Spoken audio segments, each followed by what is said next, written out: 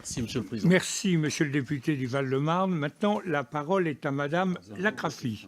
Chère Amélia, c'est votre tour. Merci, Monsieur le Président. Monsieur le Ministre, je me réjouis, comme mes collègues, que le budget du ministère soit globalement hausse et que les moyens humains soient pérennisés et stabilisés.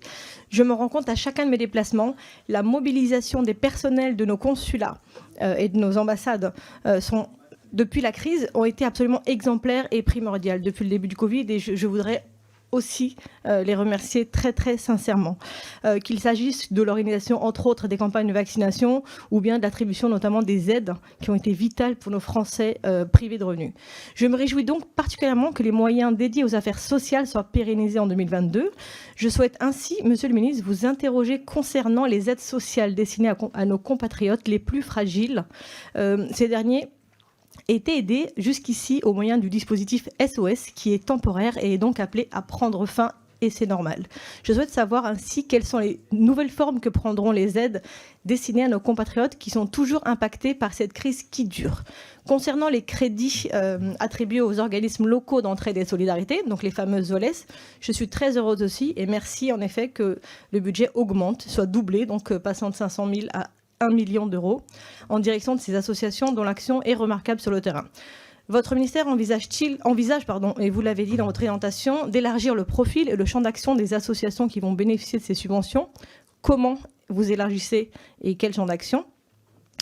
Enfin, les subventions ont notamment permis d'aider en fait ce qu'on appelle les EFE, entrepreneurs français à l'étranger. Est-ce que cela va être renouvelé, étendu? Je songe aujourd'hui à nos compatriotes, comme l'a cité ma collègue Anne Gentet, à ceux qui géraient des petits restaurants, des petits hôtels qui depuis 2 ans n'ont plus aucune entrée d'argent. Merci beaucoup. Le secours occasionnel de solidarité sera poursuivi parce que j'espère quand nous pourrons avoir en loi de finances rectificative de fin d'année le report des financements qu'on a déjà initiés depuis 2020 et qui ont couru en 2021 et ont été mobilisés pour les SOS, pour les secours occasionnels de solidarité en 2021, en 2022 aussi, et en 2021. Et j'espère qu'en 2022, on pourra avoir le reste, le solde sur la mobilisation des secours occasionnels de solidarité.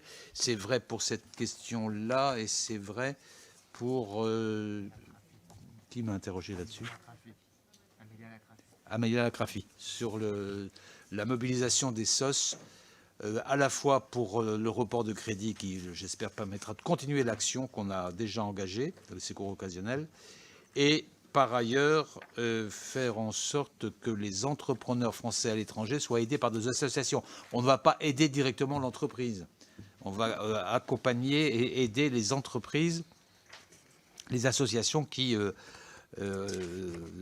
appuient l'action des chefs d'entreprise à l'étranger et avec une mobilisation de Proparco que Mme Gentet a bien voulu rappeler tout à l'heure, qui se poursuivra en 2022. C'est la seule chose que je pouvais dire sur ce point. Et vous avez dit, Mme Gentet, qu'une partie des avancées était due à l'action des parlementaires, bien évidemment. J'essaye de faire en sorte que dans le budget, d'abord, vos préoccupations soient prises en compte. J'ai signalé à plusieurs reprises dans mon exposé de départ les points sur lesquels c'était l'action des parlementaires qui avait été prise en compte pour la traduire en termes budgétaires. Mais globalement, c'est vrai que la force de votre action est tout à fait indispensable pour compléter et conforter la mienne. Donc j'ai répondu à la fois à Mme Lacrafi et à Mme Gentet sur ces points.